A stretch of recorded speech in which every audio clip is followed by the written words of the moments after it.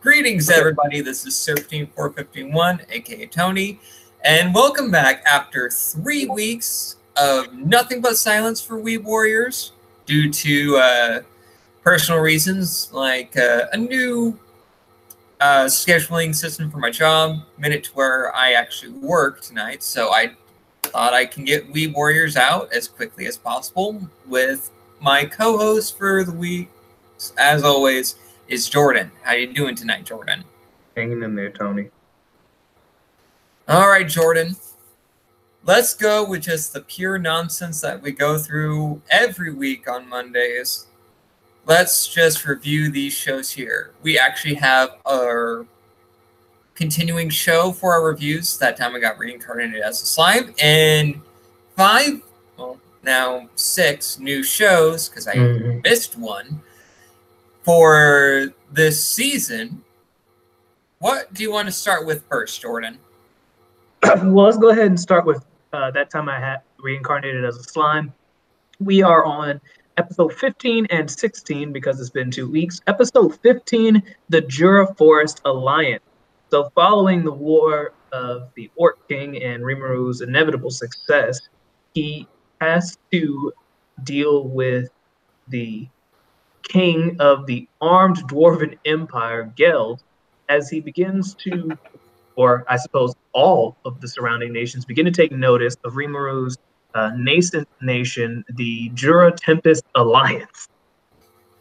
Yep. And I just like how in this particular episode, Rimuru is like, nah, I don't want to lead these people. They forced my hand to this. I'm not ready. And it's just getting worse, right? Because now with the recognition of the armed dwarven empire, the Jura Tempest Alliance effectively has sovereignty, right? Yeah. Sovereignty is not something that you can claim; it must be recognized. Very true. And with him being the chancellor of this alliance, it's just great because he's like, why do you guys make me do these things? Oh, and the most perfect part is episode 16, where Milliam just pops up. Oh, Lord.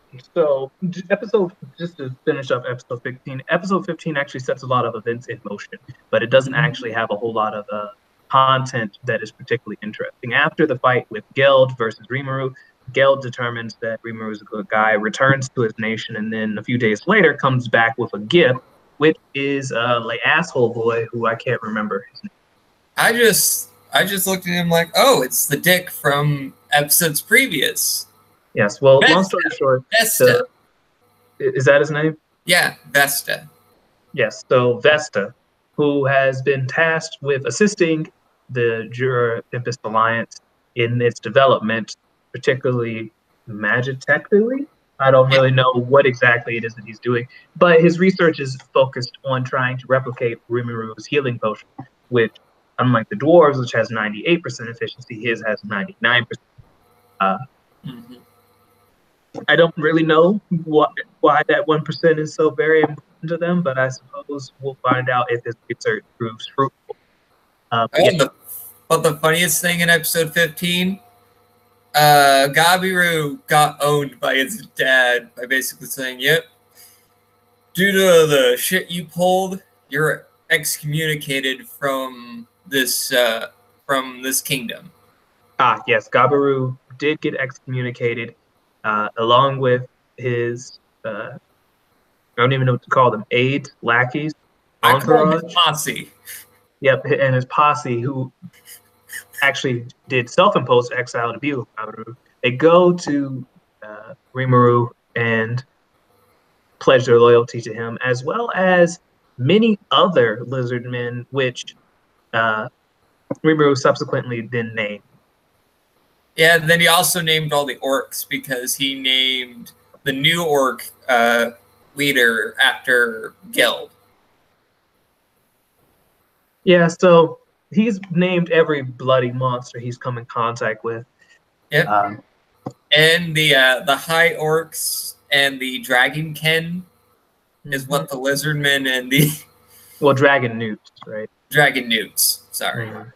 which is funny to me because Soei's little ninja crew, they look more humanoid than the actual other dragon newts. Hey man, apparently there's alternative evolutions for the same species, which I guess it doesn't make any sense to me personally, but hey, sometimes your Pokemon evolves when you have a Moonstone in your inventory, so fuck it. Yeah, when you want to use the Moonstone to evolve a certain Pokemon, you use that whenever you want to, right? Yep, I suppose so. But enough of that. In episode 16, we find out that the Demon Lords, plural, I did not count them, but there's at least four. I think there is four Demon Lords at current who have become aware of Rimuru's actions. And one in particular, a pink-haired juvenile girl by the name of Million, takes a interest in Rimuru and decides to pay the Jura Forest a visit. She does in a very spectacular fashion and ends up fighting off pretty much all of Rimuru's like premier fighters in the most disrespectful manner possibly, and it's revealed that she is among the strongest of all demons. Yeah, because her blood is connected to dragons. If I was reading that right when I saw the episode. I must have blinked and missed the explanation, but that seems right. Yeah, her aura, because Rimuru stated her aura is similar to that of the dragon that he meets. Veldora? Yeah.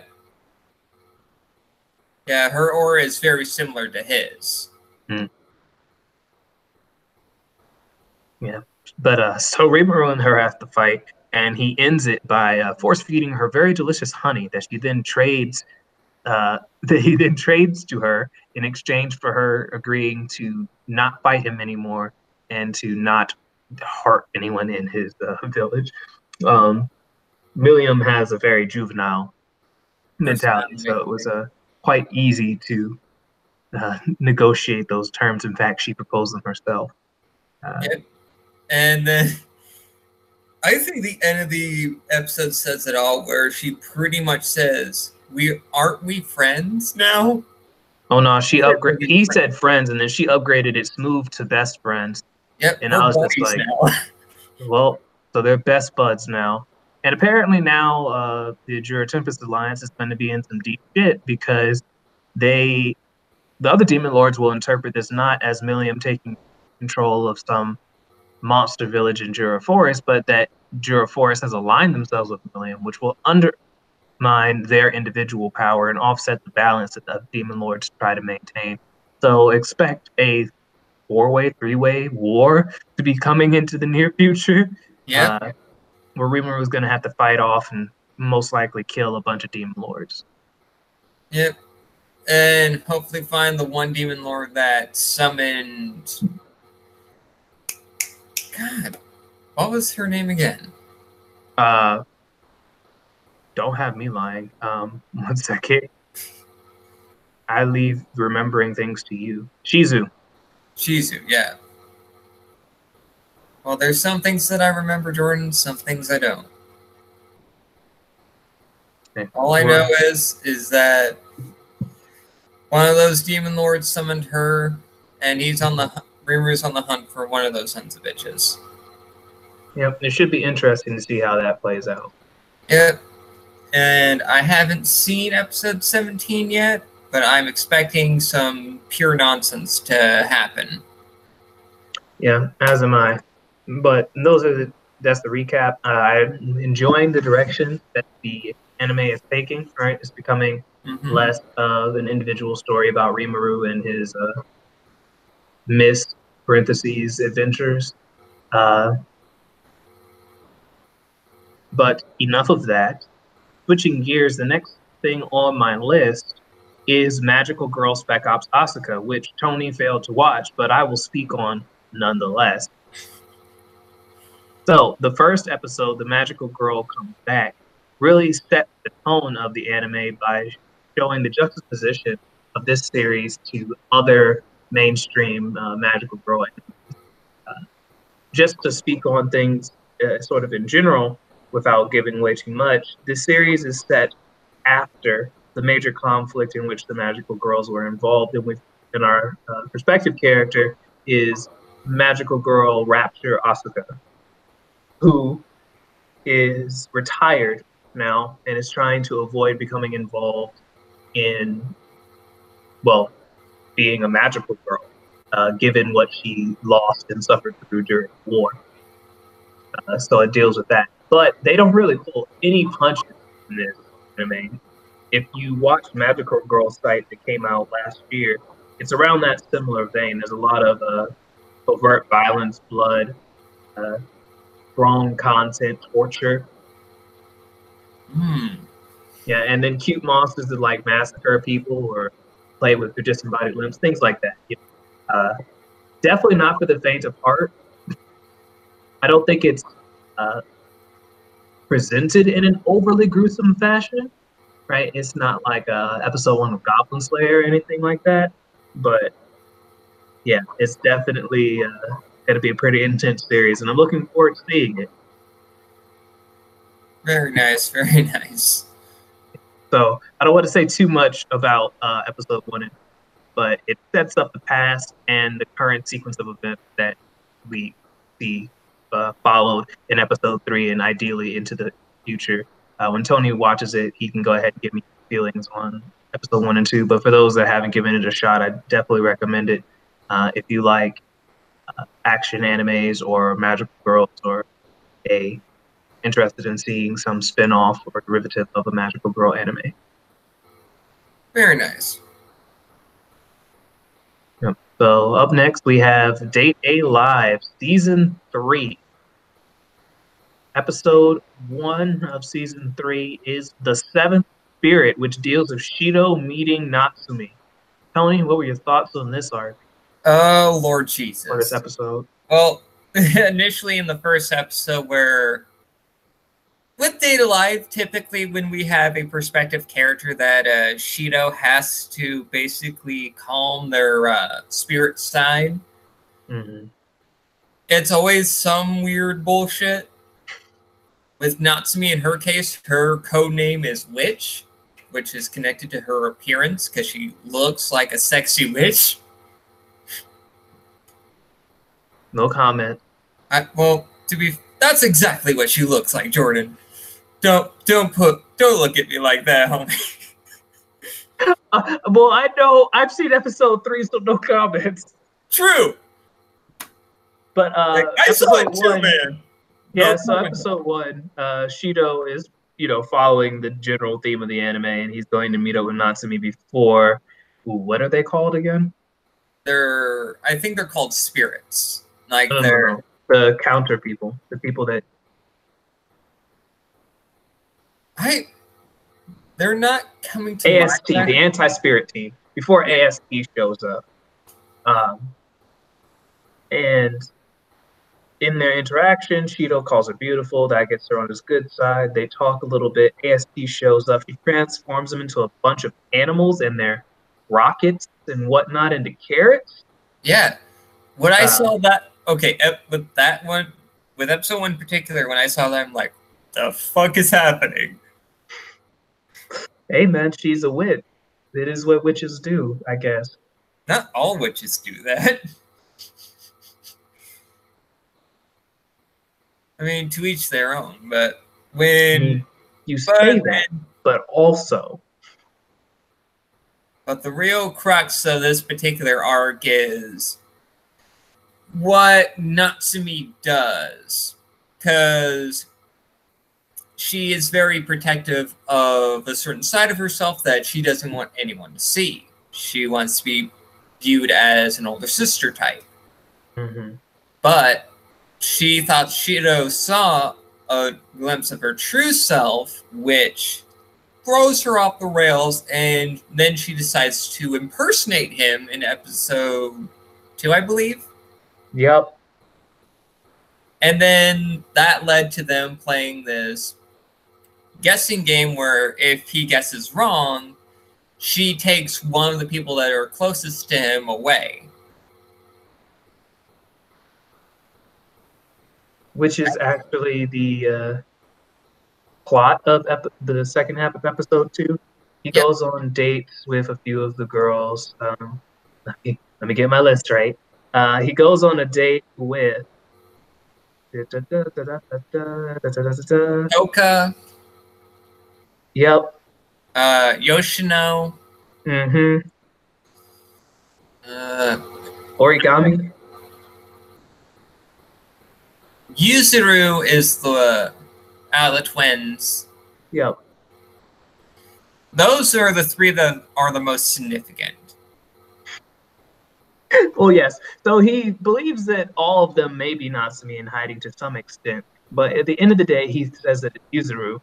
And it turns out, well, he doesn't say that it's Yuzuru. Who does he say it? He says that it's... He thought it was Toka at first because she wasn't really acting like herself. No, I mean, who did he say to Natsumi that she was? I just can't remember. Yoshino. Yeah. Yes, he says that it was Yoshino because she was very bold that day. But it turns out it was Yuzuru, so she takes them both. They disappear off the face of the earth.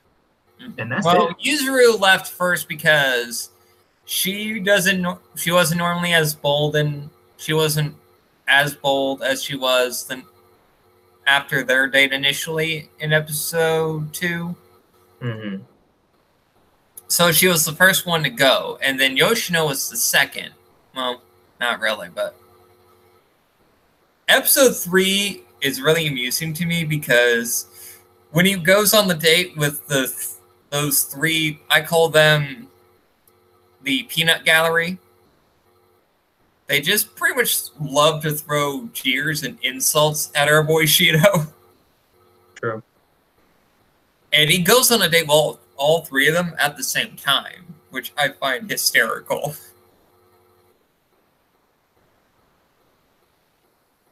And of course, they have to have the continuing running gag of his homeroom teacher. Basically, it's like, the options on the table. Please sign these marriage forms. He's like, okay, lady. Amen. But at the end of... But with that, Natsumi decided to up her game a bit and decides to take more and more people because Shido is guessing incorrectly, and well, not true with some instances. One night he was late to actually talk to her to see if he can guess correctly, and she just takes Toka anyway. So the end result is that we now see Natsumi's true form, that of a little girl, so another Yoshino in this case, and how Shido found out who Natsumi was impersonating was a little tip that Miku gave him. Was this all episode 2? That was episode 3, actually. Why are you talking about episode 3? That's next week. No, since it's... I thought we were doing the first 3 episodes. Well, we only can do the first 2 episodes for some, right? Well, fuck it, doesn't matter. Episode 3 it is. Continue on.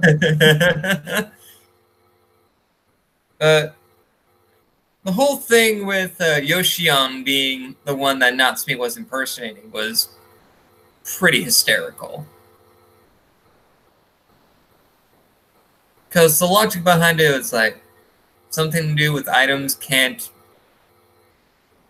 they have to stick with the person when they disappear or whatnot. So, feeling like a sore loser, she decides, I'm just going to kidnap everybody. Well, I'm just going to cause a major ruckus and turn everyone that was awake at that present moment that is female into a little girl. So now you have to deal with that. Yeah, that's always fun, right? Mm-hmm. And I like how everyone else that's not a principal character is just conked out on the floor. Yeah, I mean, because they're of no consequence, right? Yep, so they just lay there, like, conked out. I don't know what's going on. But so far, I'm really enjoying the third season of Date Alive. As am I. I mean, it's a very serviceable first outing for a continuation and for another season for a very good series in its own right.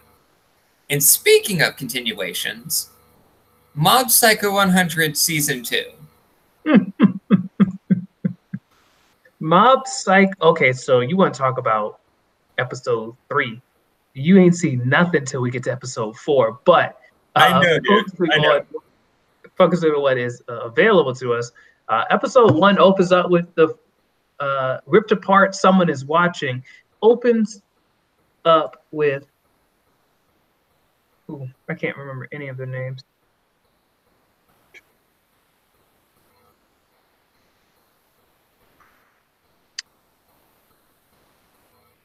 Tony, take over if you can remember.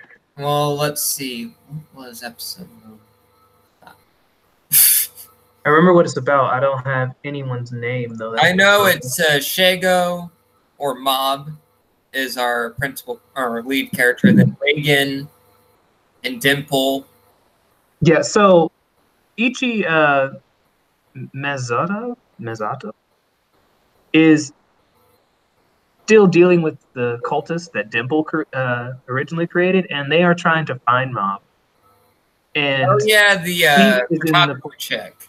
Yep, and she is in the process of controlling his cult, but with promises, while trying to build Mob into a more charismatic and self-actualized leader. And to accomplish this, she convinces him that if he runs for student council president, that he can win the attention of Takane Tsubami, who is the quote-unquote pretty girl, and all of her friends look like vegetables comparatively. Yep. And of course, this fails terribly because Mob is not charismatic, nor is he yeah, he was about to say something and he just froze. Yeah, so I mean, that poor guy. He really tried it. Hey, when you try, you just need to try your best, man. But hey, at least he got a week-long girlfriend out of that. Yes. So surprisingly enough, Mob, after his failed attempt at becoming student council president, he receives a love letter or a letter that tells him to meet up with someone. He does, and it's a girl named Emmy who tells him that she likes him, and they begin to date for a while, sort of unofficially, but nonetheless. And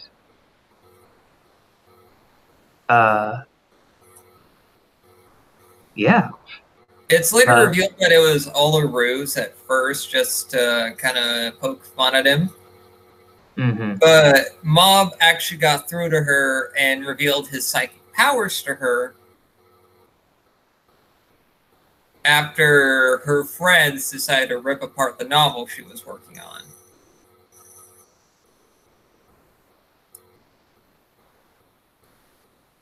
Well, the latest episode that I can remember is episode 3, where most of it is basically Mob and Reagan. Wait, you're gonna skip over episode 2? Well, I barely remember episode 2. Well, so episode 2, Reagan in search of money hears about a bunch of urban legends that are happening. Oh yeah, that's right, the urban legends thing. Mm-hmm. The man-faced dog, the man in the red raincoat, and the dragger, which is actually a very old urban legend about a woman who drags children that get caught in the rain into some body of water or another. So obviously we go through this other town. We get introduced to a very interesting side character, a local psychic who is a part of the Sun Temple Spirit Alliance. I thought it was Union. Oh, Sun Temple, yes, is the Union. Or is it? I don't remember. It's Sun Temple something. All I know is that he has monk beads around his neck. Mm-hmm. That's all I know. I didn't even care to remember his name. Well, you should, because he's going to show up again. Fuck. Don't know why you don't like him. But regardless, the urban legends are pretty entertaining. It's mostly just people being assholes and dipshits, except for the dragger. Yes. So the man we're talking about is Ben Shimuru Shinara. Shinra? Yeah. And he is with the Sun Psychic Union. Close. Not E. But yeah, so he chases down the red raincoat flasher while they deal with the human face dog. The human face dog simply turns out to be a regular dog owned by a blind man who children have vandalized his fur with markings that make it look like a human's face.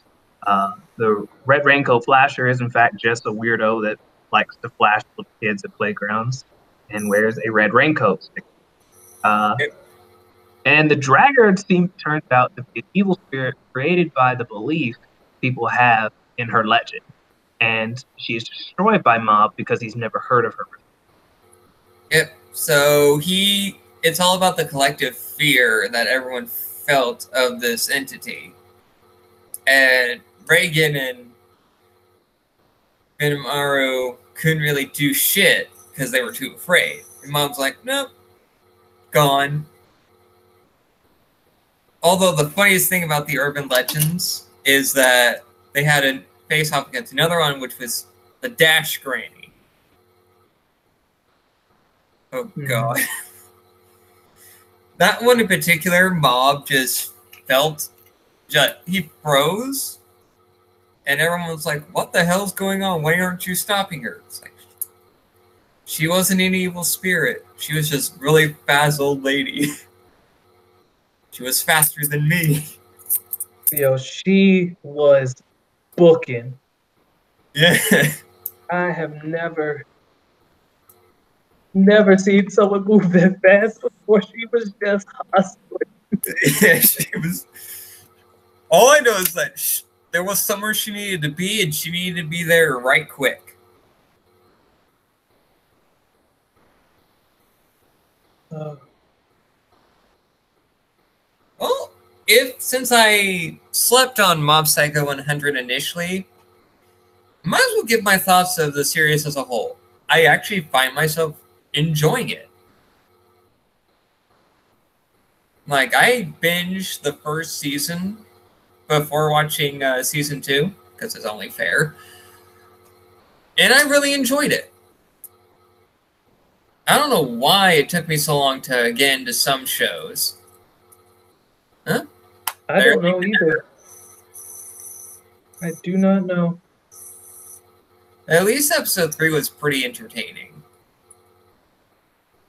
Where the parts that I remember is these 3 college-age looking individuals hiring Mom and Reagan to take them to a haunted location so they could take a picture with them at the location.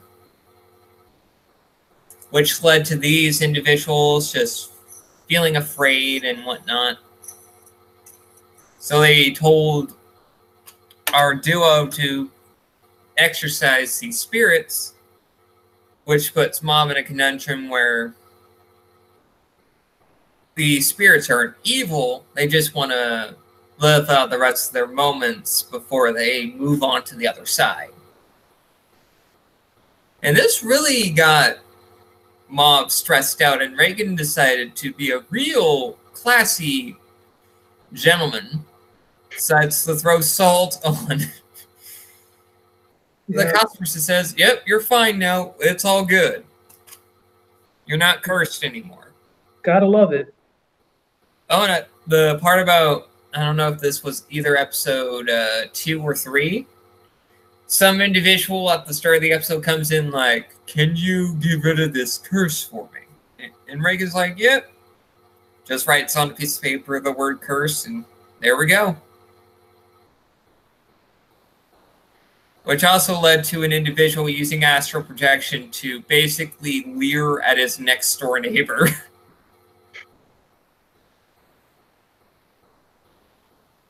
But I gotta say, with Mob Psycho 100, I enjoy these first 3 episodes. Can't wait to watch episode 4. I'm really looking forward to that for the second season. Yeah, I'm looking forward to it myself. So what's next, Jordan? Next on the list after Mob Psycho is The Promised Neverland, the fucker show you got me watching. I'm going to leave this one pretty much all to you, but just to give everyone a little opening, fucking demons eating children. Yep. To be fair, you can't blame it on me. Mostly. Of course I can. You can blame it on Jay, too.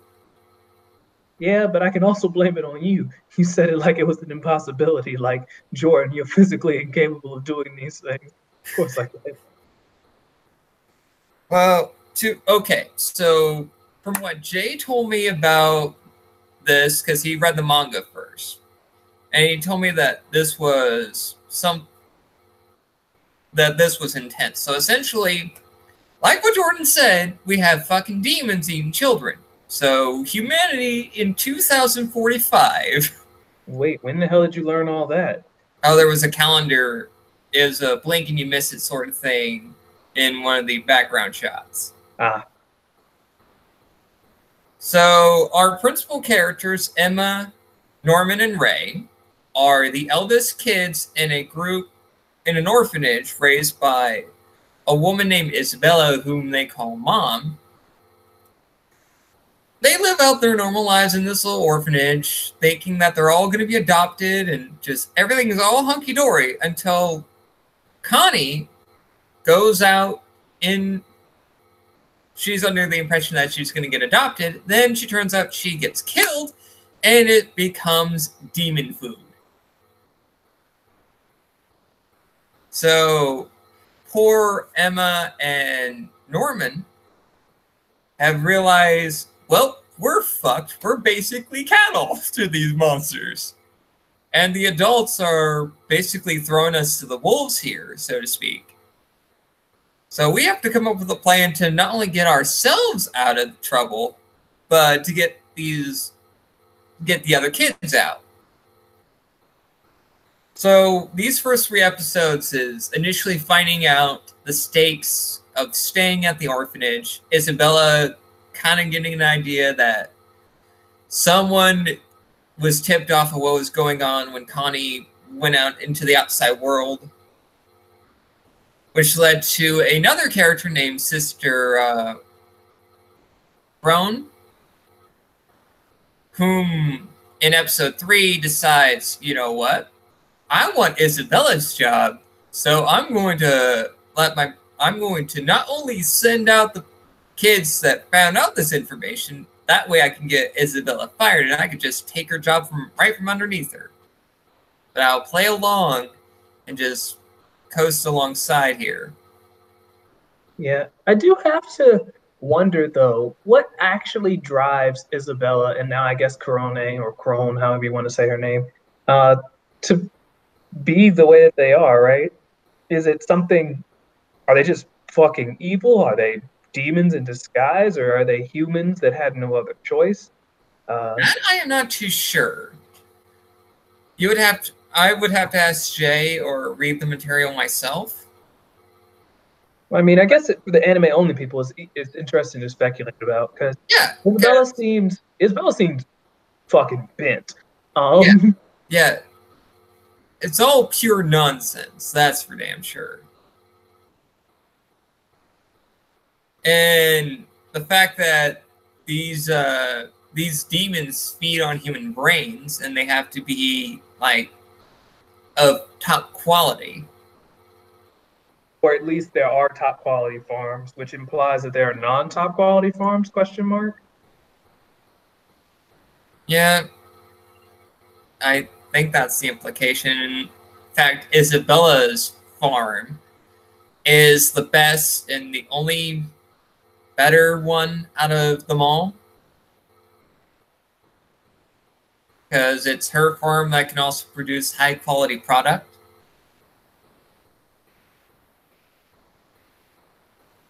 I don't know what I'm talking about anymore. But essentially, we're following Emma, Norman, and Ray's journey to basically leave the orphanage and figure out a way to survive in a world that's full of hostile monsters. But at least in episode 3, we find out that each of the children have tracking systems lodged behind their ears, underneath their skin, that they get when they're newborns. And the fact, this little bombshell, that there's a traitor amongst the children that's feeding information to the adults.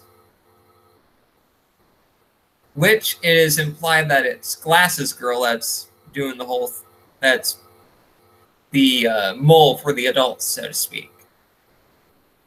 Glasses Girl, is that what you think? She's a mole for the adults? Yep. I don't know. I didn't get that indication at all. Well, that's something that maybe I have my wires crossed. Sometimes that's possibly true. I don't think any of the children are actually involved. Or at least I don't like to imagine that they are. I mean, no one wants to imagine children willing to sell other children out so they can get, well, at least having a few moments of life before they're inevitably food for demons. Yeah, I guess. But enough of that. I find myself really enjoying this series, and I don't know. It's fairly dark, and sometimes the darker elements of a story I can get behind, but I really like to see where things go from, like, our particular group of characters and how they're going to plan their inevitable escape. That's all I'm looking forward to. Yeah, I mean, it should be interesting. I don't know how far, well, I don't know the scope of the anime, right? So, as far as I am aware, the Prison Break shouldn't be the entirety of the series. But also, just like Ray highlighted, there's really no place for them to go, right? That is very true. Like, they're basically, once they leave the orphanage, it's all uncharted territory. So they have no real way of surviving in a hostile environment. Right, like, and I don't know, maybe the demons are just like, they eat people and they're just sort of scary. Maybe they're not like full on baka demons. Mm-hmm. Well, they eat the brains of children, so I would assume that they would get. No, I don't mean that they're not evil from our perspective. What I mean is that they're not powerful, right? Like they're not shooting fire or anything crazy like that. Yeah. Well, I'm just really anticipating what's going to be going on with this series, so we'll just have to wait and see. Yeah. And then if we want to talk about someone who got a raw deal, the raising of the Shield Hero. Good Lord, episodes 1 through 3 of that. So this was one that got an adaptation because we both read the manga ourselves, which is a really good manga and a really good light novel from what I can understand too.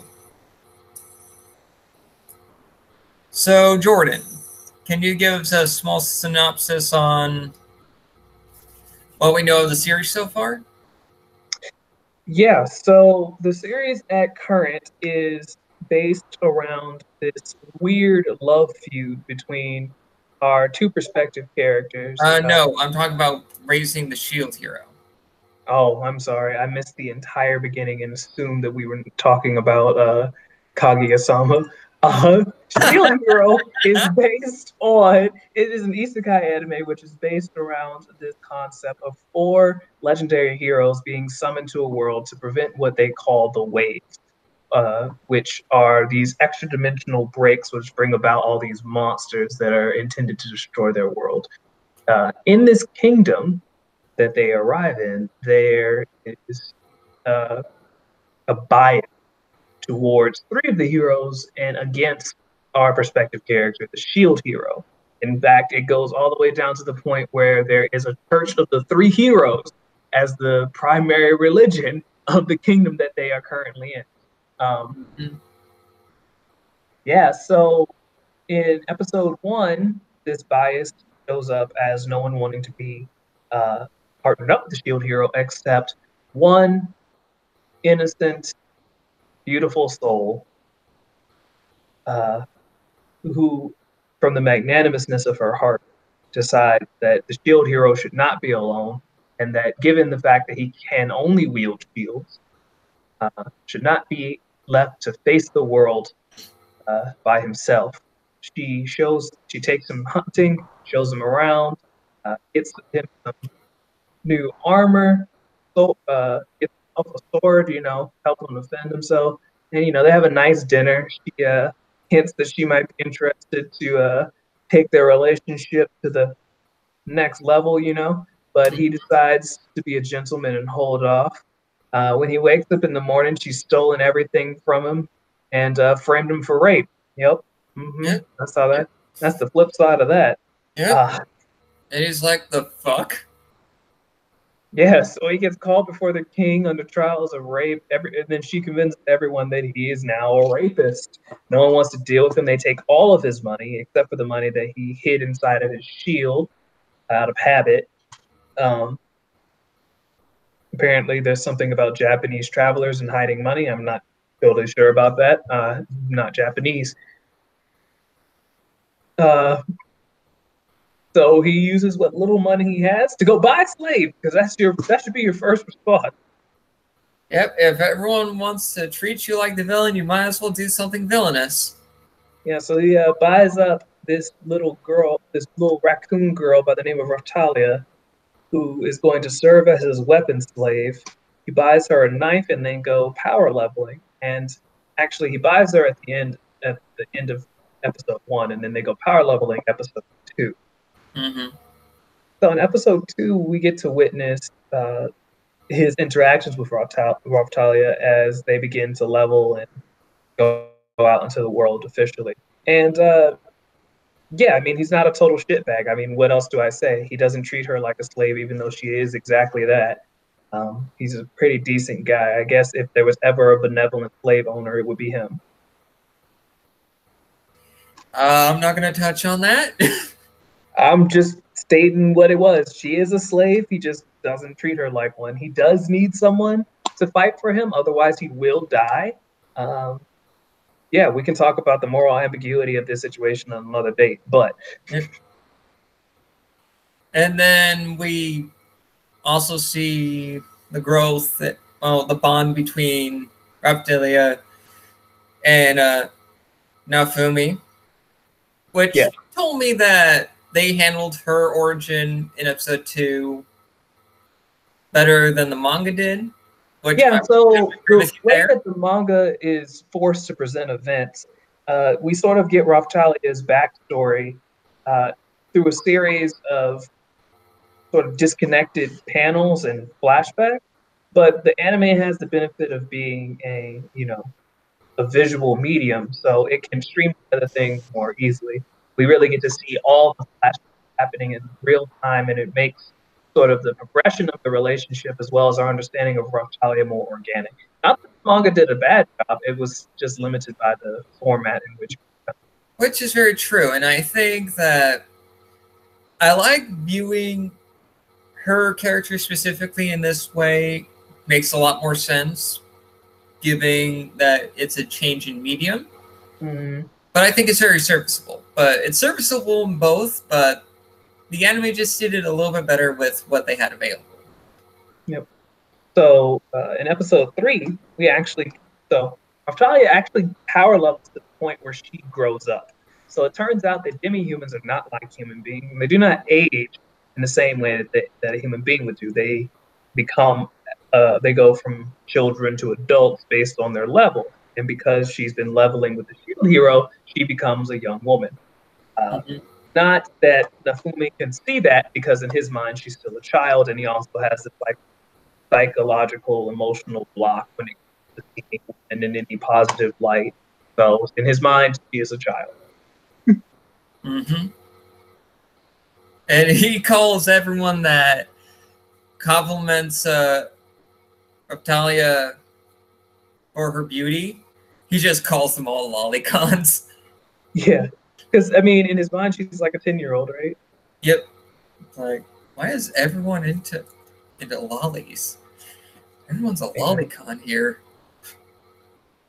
Weirdo. But anyway, in episode 3, we are introduced to the first of the waves that happened, and the whole reason why the heroes are summoned themselves, which the other 3 heroes are legendary dickbags. Well, I wouldn't say that in particular. They were manipulated, and they're kind of, I mean, no, they're kind of dickbags, but they also think it's a game, right? Because in their world, that's literally what it is. It's a game. Yep, since they explained it that they're from a different point in time than Naofumi is. Like, Naofumi is supposed to represent our time, and then the other 3 are from different points in time, where they have like VR MMOs, for fuck's sake. Amen. I mean, if video game technology is going to advance that much, then fuck yes, sign me up for that shit. Do not sign me up for being forcibly transported to another universe to fight someone else's war, though. Fuck all that. Yeah, that's some pure nonsense. But I wouldn't mind being taken to another world and just live my life. All right, Tony, be careful what you wish for. Yeah. Just picture it, Jordan. I just somehow died and go to another world, and if I were to basically send you and the guys a message like, hey, I'm okay in this other world, even though I'm dead. I'm gonna unsee it. I'm gonna be like, satanic worship. Fucking demons out here trying to convince me that Tony's alive. But anyway, back to Shield Hero. The first wave happens, and Naofumi and Raphtalia decide to save a village that they were frequenting due to them selling their products there, because the kingdom proper hate Naofumi with a passion. So they have to get payment somewhere with all the loot they get from the monsters. And Naofumi is showing that he actually does care about other people, even though people dealt him a shit hand in this world. Yeah, dang, that's putting it lightly. Oh, yeah. He's like, well, let's go save that village. And the village people of Loot really appreciate him saving their lives and their livelihoods, even though most of their village has been burnt to the ground. And way to really narrow in on that. True, and also some of the knights in the order from the kingdom actually come up and help Naofumi and Raphtalia fighting off against the horde attacking the village, after seeing Naofumi actually defending people. Yeah. Almost like he's a shield hero or something. Yeah. All because they think the shield hero is useless or whatnot.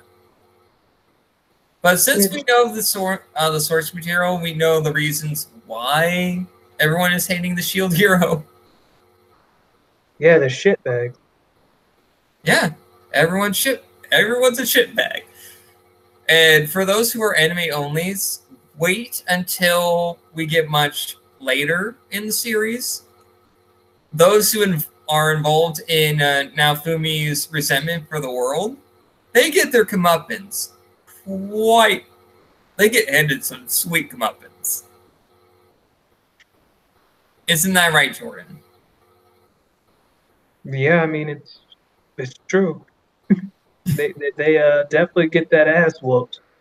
I really don't even know what else to say. That it's the ass whooping, y'all. It's coming. Yep, it's just gonna be coming. But I think that's all we have to say for Shield Hero. Now let's get to the show you thought we were talking about, Jordan.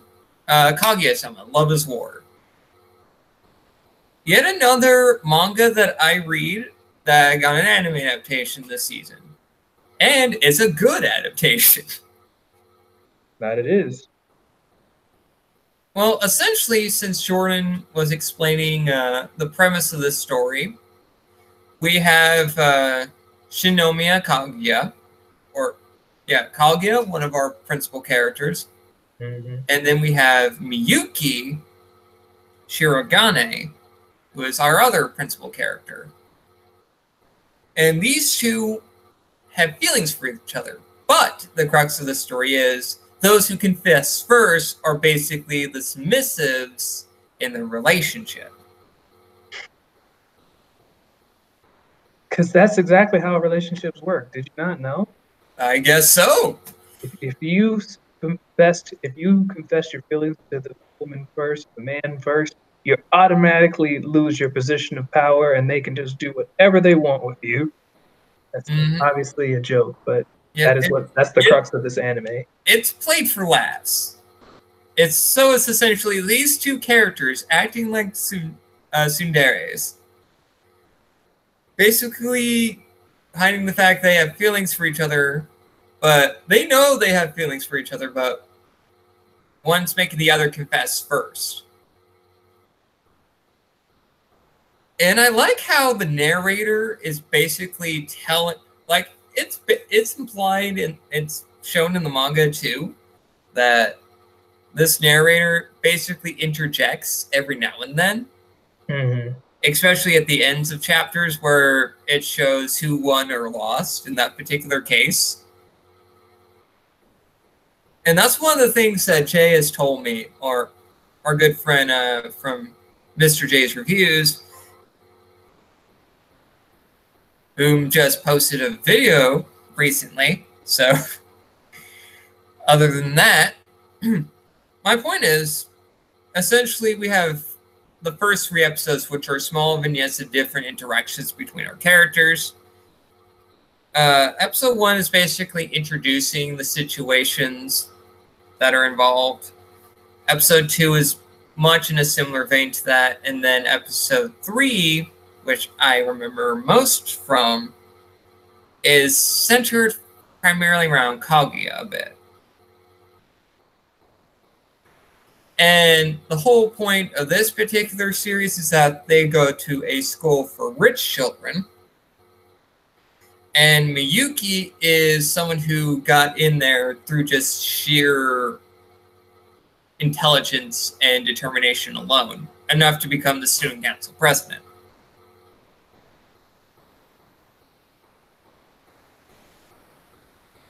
And Kaguya is the daughter of a conglomerate that is basically this sheltered princess. Basically? Yeah. She doesn't know what first time was in episode 3. You said basically like it wasn't 100% provable fact, though. That's what I was trying to correct. Well, you know what I meant, Jordan. Basically. Don't give me that shit, dude. I mean, I'm just saying what you said, man. I know what I said, and sometimes what I say can be really damn stupid. Yeah, she's a sheltered princess for a lot of things. Now, she doesn't know a lot, but what she does know is that... fucking manipulations. That's what she knows. Yep. She knows how to play that game. Well, Miyuki does too. And then we have another principal character, whom in episode 2 I think it's episode 2 or episode 1. Episode 1 is when she throws them for a loop and eats the cake while they're trying to like outmaneuver each other. Oh, or yeah. Eats the whatever it is. Mm-hmm. And then we also have moments where Miyuki has to give love advice to one of their classmates, where he has no experience in confessing whatsoever. And somehow Miyuki's bullshit advice worked for that guy. Hey man, sometimes you swing and you hit. I don't know what else to say. I wouldn't recommend anyone else follow that advice, but whatever. I mean, also her name is Chica. Oh yeah, Chica. Yeah, Miss Chica.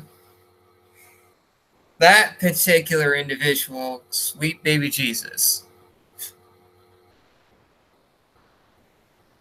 Yeah, and just her pure innocence and whatnot. In the manga, she's fucking hysterical, because I will say this about her character: once she really gets to know Miyuki,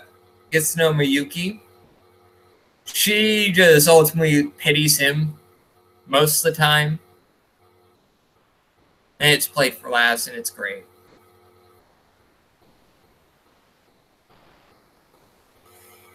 So, what are your initial thoughts of the series so far, Jordan?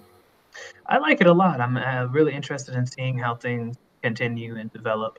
I'm wondering what sort of ending we're going to be looking at, right? Because with series like this, there's typically one of 3 endings that you get. One where they sort of leave it as a cliffhanger. It's just like everything's the same, because why would you ever break up a perfectly good dynamic like this? Friendship. And everyone does that. But it also leaves a very big opening for a second season that may never come. You're gonna have to read the manga, kids. Haha, there's the trap. Yep. The other ending is that they try to kiss or do whatever, and then get interrupted, as is inevitable. And then it's just like, read the manga, kids. Or they'll actually get together in the end through some mechanism, most likely that they'll both end up confessing, perhaps simultaneously. Well, and then we're left to imagine how it plays out. But it seems to be that the manga is ongoing, so I don't think we're going to get that third ending. Yep. Although what's happening in the manga right now, like you said, it's ongoing. There was this big reveal in the latest chapter that is leaving. It just left everything on a huge cliffhanger. And as a fan of this series in particular, I am anticipating what's going to happen next, because it's happening at a cultural festival for their school, and it's just pure nonsense. It's great. You just like nonsense. Yep, there's some words that I like to use a lot. You should know this by now, Jordan.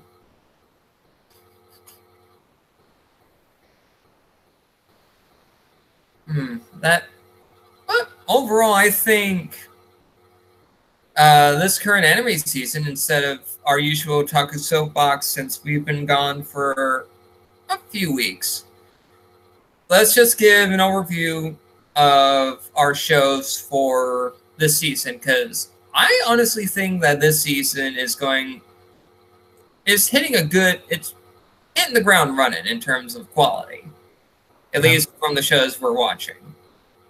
So, I mean, I really don't have any negative comments on the shows that we're watching, which is odd because we're watching so very many. I intend to bring all of these to their ultimate conclusion. They all are solid. One thing that I guess I'll warn people about: the Rising of the Shield Hero. If you are interested in this being a revenge porn anime, I suggest you stop watching it now. I'm not going to spoil any of the details, but none of that is going to happen. And it's one of the reasons why a lot of people, at least if you base it off of the comments that you read online, did not like the series after a certain point. This is not the anime that's going to get you can't have some sort of self-fulfilling prophecy about getting back at the people that treated you poorly in your own life. You're going to have to deal with that in reality.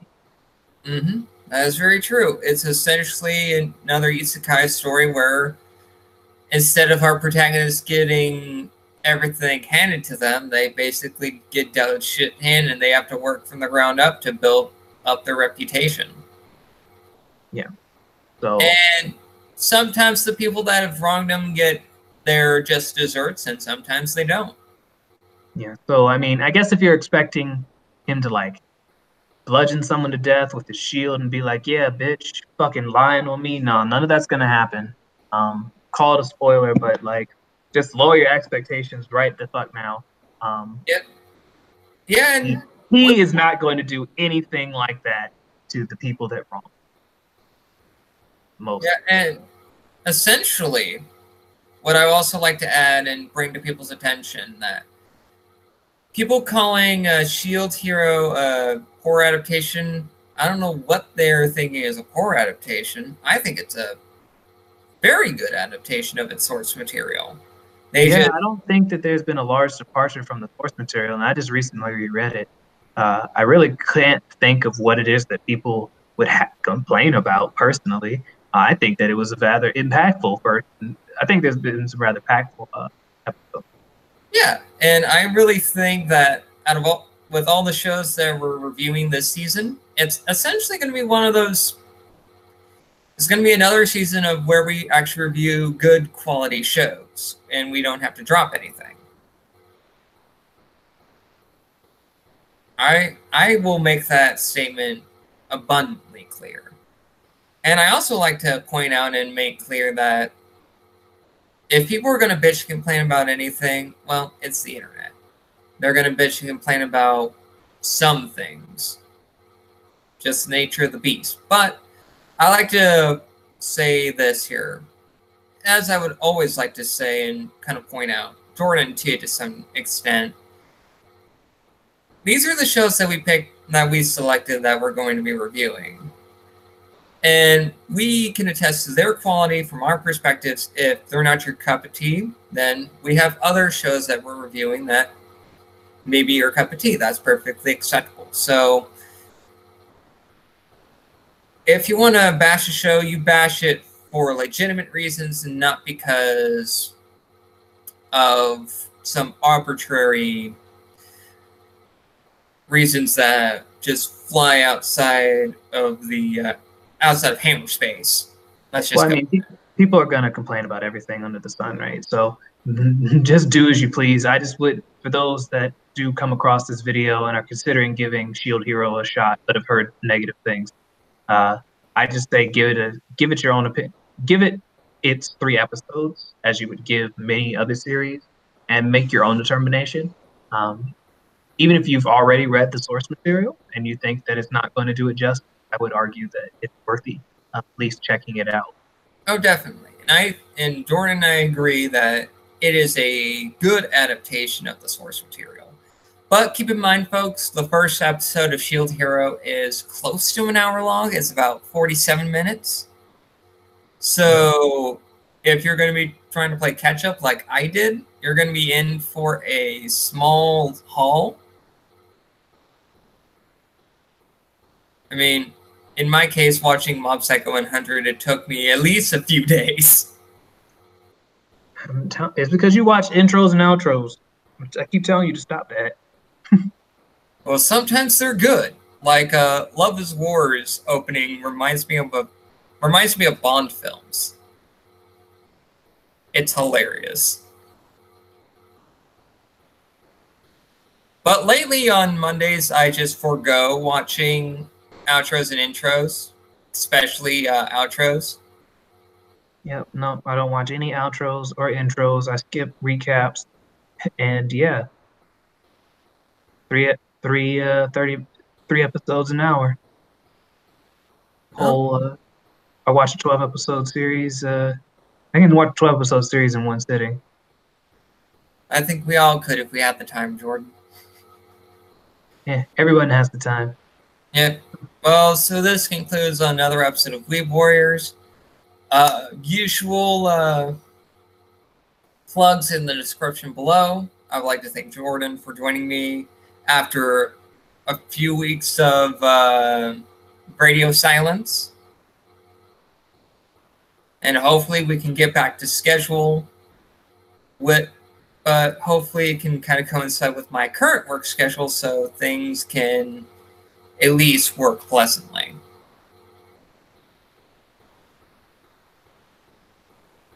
Until then, catch you guys next week.